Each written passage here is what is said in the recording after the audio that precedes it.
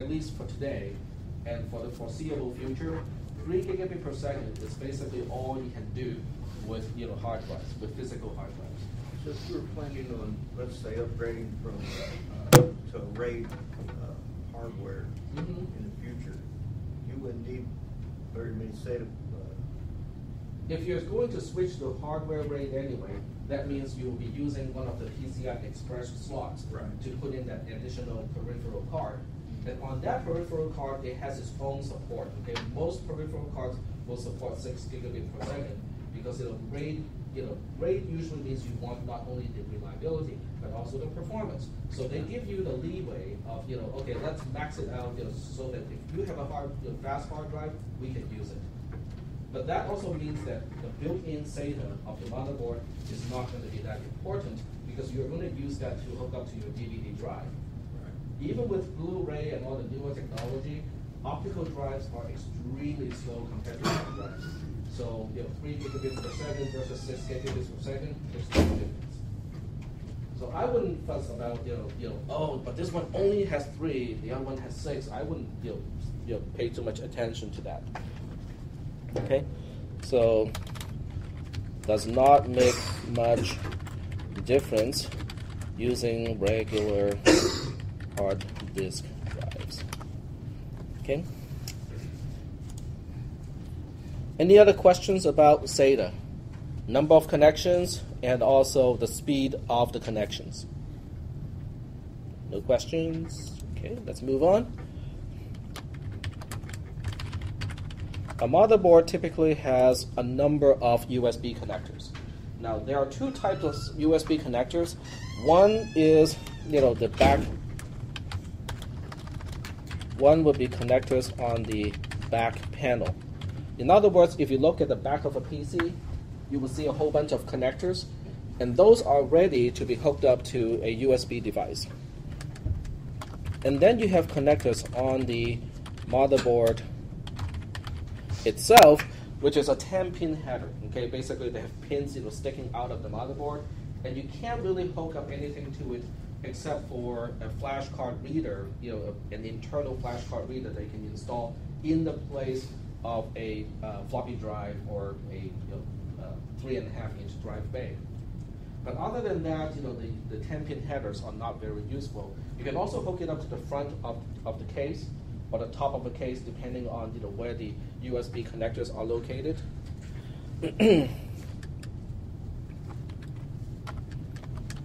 How many do you need? Well, that depends on what you're doing. Okay.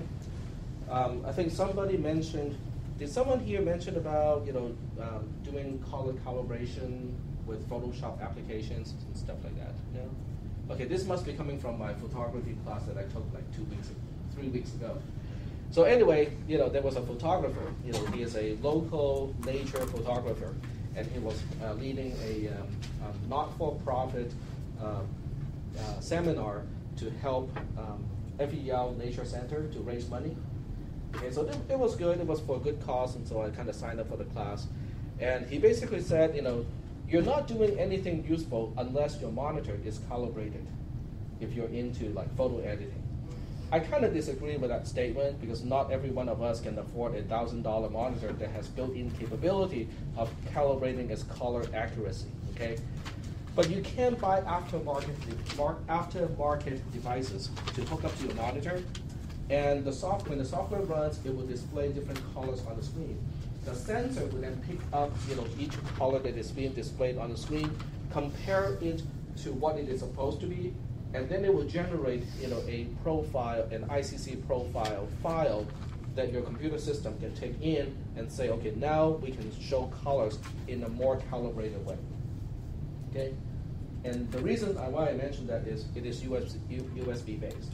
Okay, so you have to think about all the devices that you might want to use that is USB based. Okay, and how many devices or what kind of devices are USB based? Just about anything, right? So you can go from external hard drives to color calibration devices to headphones, okay? to microphones. Okay, this one is a microphone and it's USB attached. Yep. You can get the wireless one. Okay, you can definitely do that.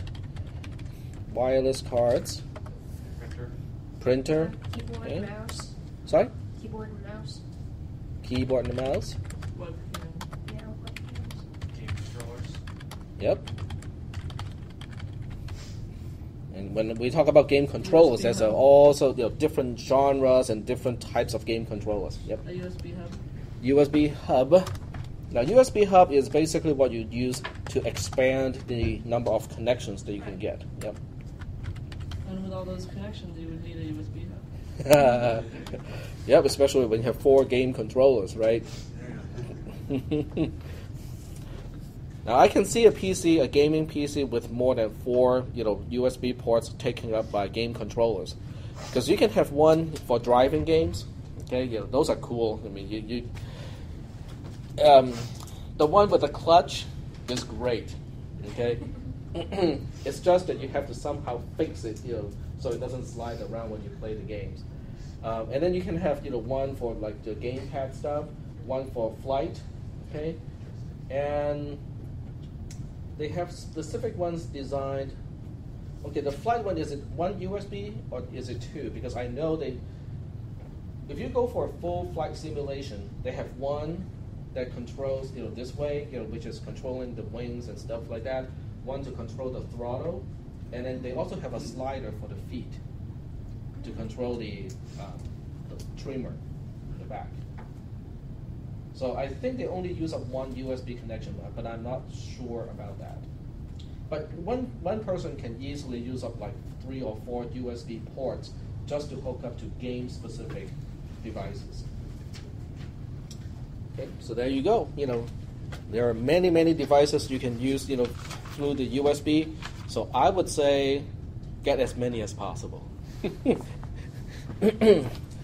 The problem with hubs is once you go through a hub, it slows it down. Okay, so anything that is supposed to be high speed, like an external hard drive, you don't want to go through a hub. You want to hook it up directly, as close as you can, to the chipset itself. Okay. So are you guys getting an idea of how many USB ports you might need? Okay. And then they always come up with newer devices. For instance, you can get a personal scanner, a completely portable scanner that is usually battery operated. You go to the library and you have a page that you want to make a photocopy of. You take it out of your pocket. Okay, it is actually small enough to fit in a pocket now, and just just scan the document. You do this the whole day. By the time you get home, it has a little cradle. Okay, you put it under the cradle, and you can download all the images that you have scanned on that day. Yeah, it's about $100. I don't think it's worth it, because I don't really do any type of reading. I don't check out books from the library. But for people like for lawyers especially, where they have to deal with a lot of paperwork, that is still paper-based, it may be actually worth the money. They also have devices called, I cannot remember the Scribe. That's it. That's the name of the device. It's called Scribe. It looks like a pen, and it can be just a regular pen. But when you use that pen on specific paper that is printed for that type of pen, it captures not only everything that you write, but also the audio that is going on while you write the document. Okay, so it can do this. I think the battery is good for at least a day or two, and the memory, which is only 2 to 4 gig, can actually store enough content for any executive, any student of any college, and that's because that has to do with how it encodes what is actually being written. It is not encoding by pixels; it's encoding by motion. Okay, so it will basically approximate the curve that you're drawing by only like 2 or 3 data points, and that's why it does not need a lot of storage, but to store a lot of information. Now, I can see that being useful for classes like this, because you can turn on the microphone recorder while you take the notes. So when you replay it at home, you can choose either to separate the image from the audio, or you can just have a real-time replay of what goes on when you're in the class. Now, in a class like this or programming class, having a regular netbook can be just all that you need because everything is text line by line and there's no special formatting and whatnot. But when you're in an architecture class, it's a whole different story, okay? Because most of that stuff is visual, it's all pictorial, and even if you have a tablet attached to your PC, it's still not as quick or intuitive. This is a regular pen. Remember, it is a regular pen. It writes just like a regular pen, except it is also digitized at the same time. So by the end of a class, not only do you have a hard copy of your notes, but you also have an electronic copy of everything that you wrote during the class. So I think that's kind of cool, okay? And guess what? Since we're talking about USB, it's USB based. Okay, your camera is USB based. Okay, so some of you like if you don't like to take the card out of your camera, to download the pictures, most cameras you can just plug it in, directly to USB. And if you plug in USB to your camera directly, there are additional things you can do. Okay, many times the manufacturer of a camera will allow you to upgrade the firmware of a camera, through the USB connector. Okay, which can come in handy. So all that is telling you is get as many USB plugs as possible because you can also use it to charge your cell phone, charge your MP3 players, and so on and so forth. I mean, or even cook bacon. Yes. Have you guys seen pictures like that? Somebody used a whole bunch of USB connectors to hook up in parallel to cook bacon. There are cup warmers and stuff like that, USB powered. I wouldn't do that, okay? I would not use USB for anything, that needs a lot of current. But some people are crazy and they do stuff like that. Any other questions about USB on the motherboard? Nope. Okay, let's move on. So we're done with USB. Now, fan connectors doesn't seem like a very important thing, but it really is. Okay, some motherboards give you like a gazillion fan connectors. They're left and right everywhere. You see those little 3-pin headers or 3 or 4-pin headers. They're basically fan connectors on the motherboard. And it's nice to have fan connectors on the motherboard because this way you don't need to hook it up from the power supply unit itself and go through all kinds of gyrations to convert it to the same plug that a fan expects. Okay, so it's nice to have more than 2 on the motherboard. Because my current motherboard only had 2, so I have to go through all kinds of Y cables, splitters, and whatnot to hook up to all the fans that are actually supported by my case. So it's nice to have more than 2, but I would not say it is essential. There are ways to get around it. What about IDE? Most motherboards will still give you 1 IDE connector for backward compatibility. Do we still use IDE for anything these days? Not really. Okay? Not really useful because it's only for backward compatibility. In other words, if you have a DVD-ROM drive that is from 6 or 7 years ago that is still working and you want to keep it in your new system, you might need an IDE connector for that purpose.